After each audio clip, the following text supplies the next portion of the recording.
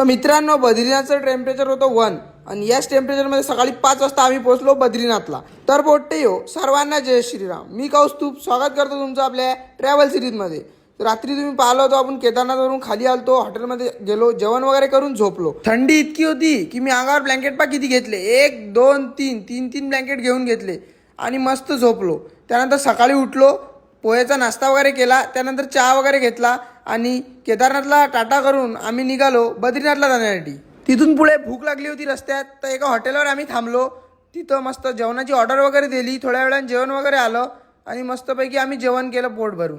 त्यानंतर फंटा वगैरे घेतली आणि आमच्या हॉटेलला बाय बोलून आम्ही बसलो गाडीत. जाताना मग आम्ही पोचलो नंदप्रयागला. तिथं मला संगम दिसला, संगम वगैरे पाहिला मी.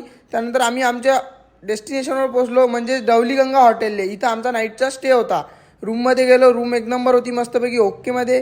त्यानंतर इथं जाऊन आरशाजवळ जाऊन एक व्हिडिओ वगैरे काढला, जे आपलं काम आहे रेग्युलरचं. त्यानंतर कॉफी आली, मग कॉफी वगैरे पेली मस्त इथचे नजारे पाहत. त्यानंतर वर आलो तर जेवणाचा टाईम झाला होता. मग थोड्या वेळ थांबलो, मग जेवण आलं. मग जेवण वगैरे केलं मस्त. जेवण पण मस्त खास होतं इथचं. आणि जेवण झाल्यानंतर रूममध्ये जाऊन झोपलो मी आणि सकाळी 2 वाजता उठून आम्ही निघालो बद्रीनाथला जाण्यासाठी. बद्रीनाथला पोहोचल्यावर इथं टेम्परेचर होतं 1.